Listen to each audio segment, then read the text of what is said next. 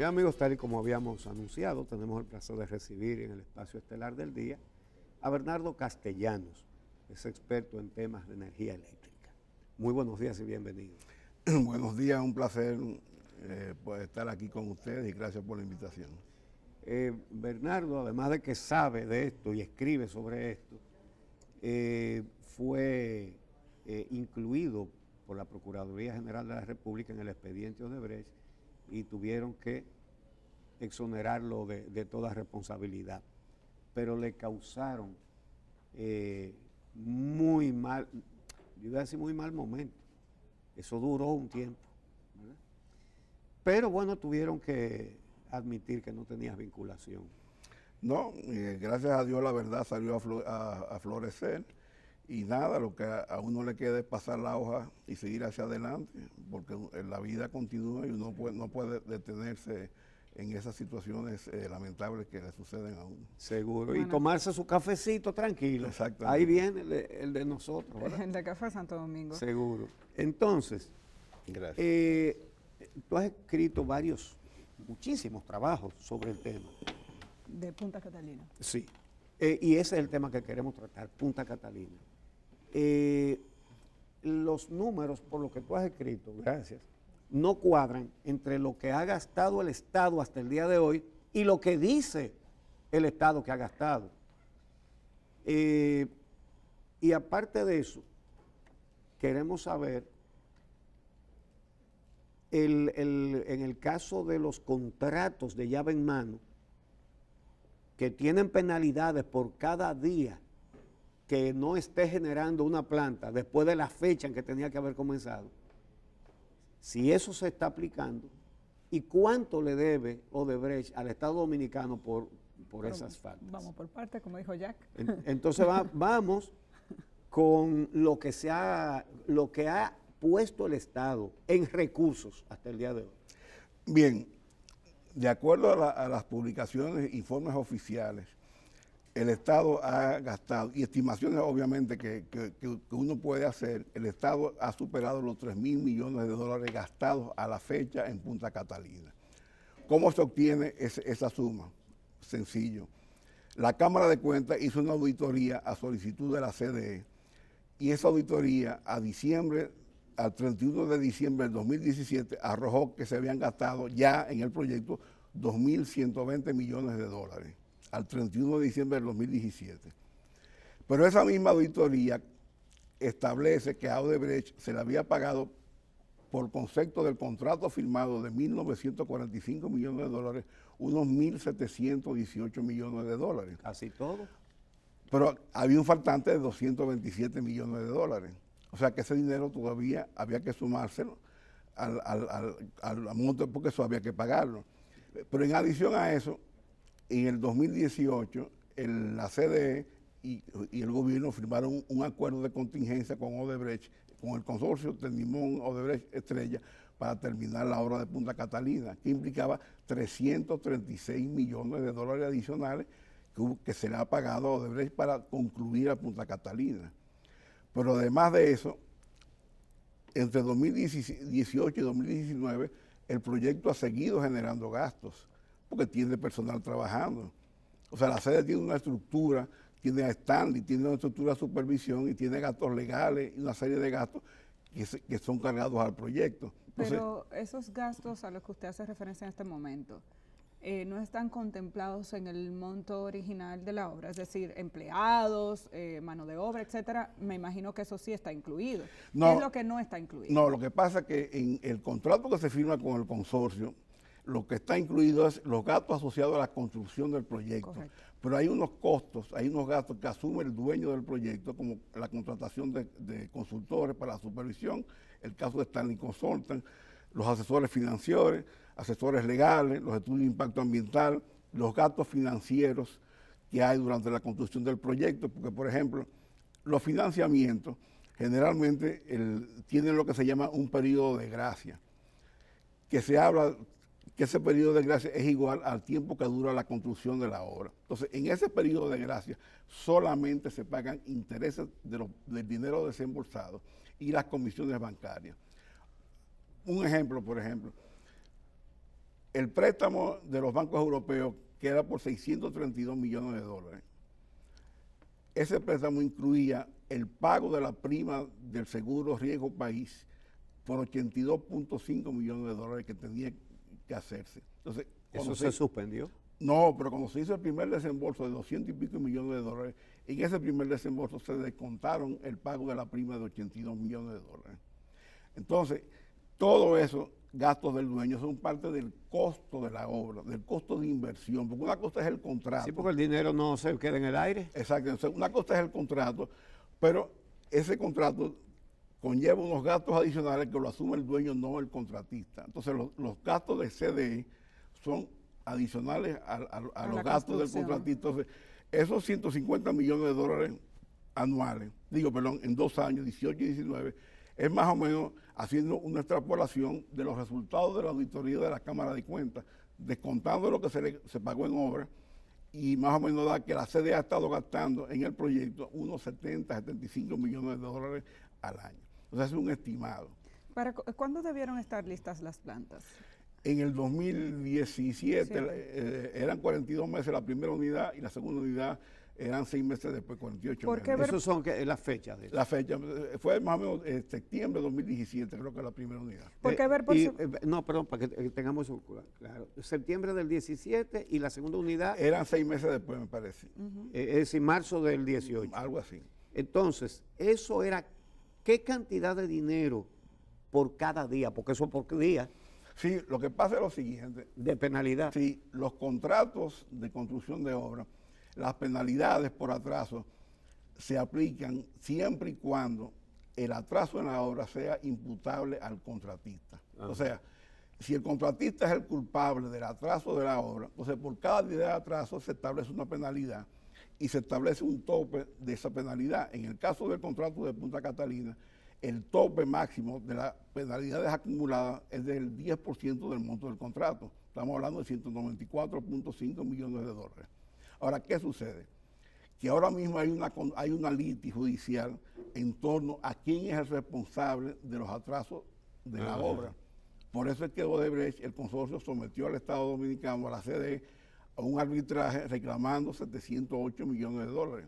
Esos 708 millones de dólares se dividen 500 millones, que ellos reclaman que los atrasos son culpa del Estado, y 200 millones aproximadamente es por obras adicionales no contempladas en el contrato original. Que según ellos. Según ellos, claro, ese es su reclamo. Ahora, es su reclamo. El atraso de la obra hasta ahora, por lo que conocemos, ¿a qué se ha debido?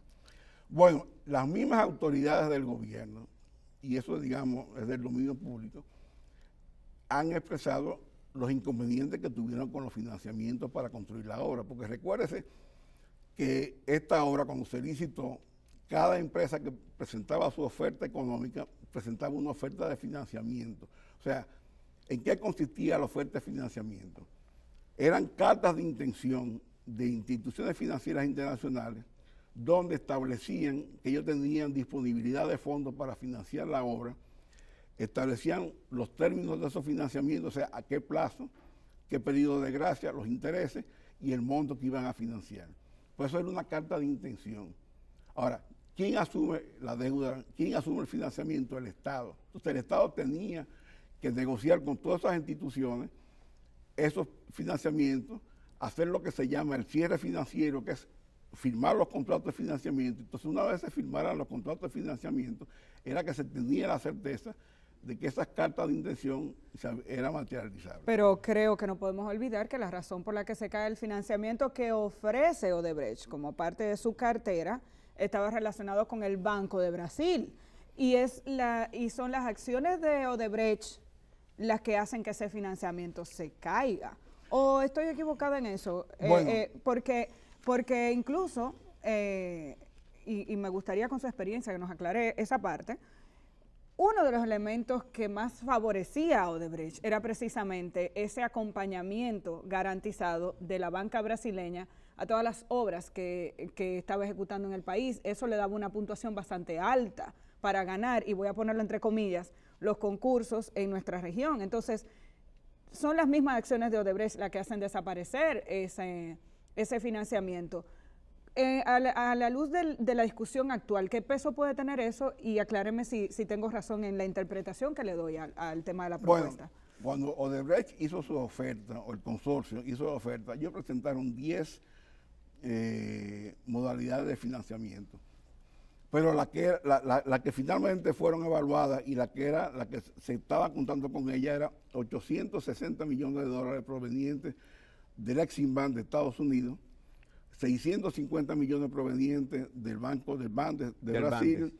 Y 630 millones de dólares provenientes de SACE de los europeos. De un consorcio de bancos europeos. Correcto. ¿Qué pasó? El Exim-Bank se cayó desde el primer momento porque a finales del 2013 la administración del presidente Obama decidió que el Exim-Bank no iba a financiar plantas a carbón. O sea que ya se sabía que había un faltante de 850 millones de dólares en financiamiento. Por el tipo de combustible. Por el tipo de... Exacto, y el cambio climático. Exactamente. O sea, la administración Obama estaba muy identificada con el tema del cambio climático y prohibió que el banco, el Exim-Bank, que es un banco del Estado de Estados Unidos, financiara obras a base de plantas de carbón. Entonces ahí se cayó el financiamiento del Exim-Bank.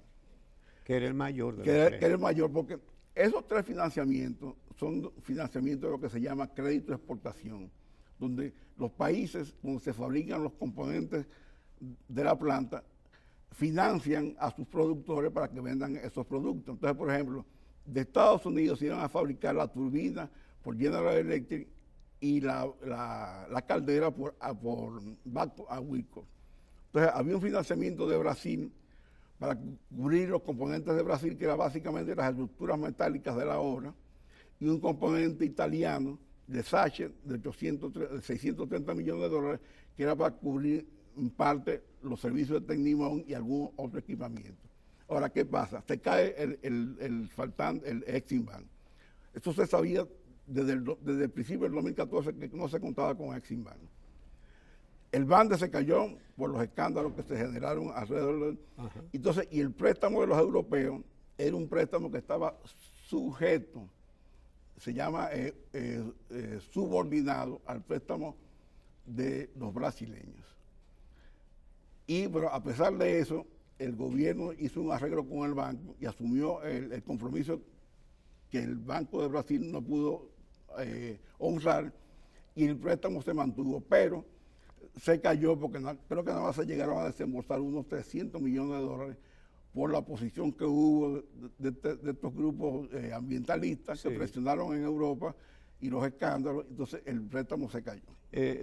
Por temas ambientales y por temas de corrupción. Exacto. Por los dos motivos, el financiamiento europeo llegó a la mitad. Más o menos a la mitad. Más o menos, y ahí se quedó. Y ahí se quedó, correcto. Es decir, que las 3 fuentes de financiamiento se cayeron. Exactamente. Bandes por la corrupción en Brasil, Exim-Bank por el combustible fósil. Sí, Carbón. El carbón. Y en Europa, tanto por la generación a base de carbón como por corrupción, porque ese ingrediente estuvo ahí también en la decisión de los bancos europeos. Entonces, perdidas las 3 fuentes de financiamiento, ¿cuál es la situación? No, la situación, el gobierno emitió a finales del 2017 y principios del 2018 600 millones de dólares específicamente en bonos soberanos para la construcción de Punta Catalina. Más endeudamiento. Y el resto, endeudamiento. Pero un endeudamiento más caro y a más corto plazo que los de esos bancos que se cayeron. Bueno, los bonos soberanos quizás no fueron, quizás los bonos soberanos sean un endeudamiento más barato que el de los bancos de exportación, porque los bonos soberanos no tienen intermediación. Ya. Solamente hay un grupo, un banco estructurador que cobra una comisión inicial y ya no hay más comisiones. Y el bono soberano, hasta donde yo tengo entendido, es el financiamiento más barato que existe porque se eliminan todas las comisiones bancarias. Todos los demás bancos que son créditos de exportación sí tienen comisiones bancarias, tienen seguro de exportación, riesgo país, etcétera, que hacen más caros los financiamientos. Pero yo quiero que lleguemos al fondo, porque el tiempo aquí siempre es limitado. Usted nos dice que por los documentos oficiales que ha entregado Cámara de Cuentas, etcétera, se puede estimar que por Punta Catalina ya se han gastado más de 3.000 millones de dólares. Correcto. Eso sin tomar en cuenta la litis que se tiene por la demanda de cerca de 700 millones más que pide, correcto, que pide Odebrecht, Bueno, que habría que adherirlo. Bueno, lo que pasa es que acuérdense que los 336 millones de dólares del acuerdo de contingencia para terminar la obra se hicieron sujetos a qué? A la litis. Por ejemplo, si Odebrecht pierde la litis, Sí. tiene que pagarle entonces al gobierno esos 336 millones de dólares. Eso fue lo que se anunció.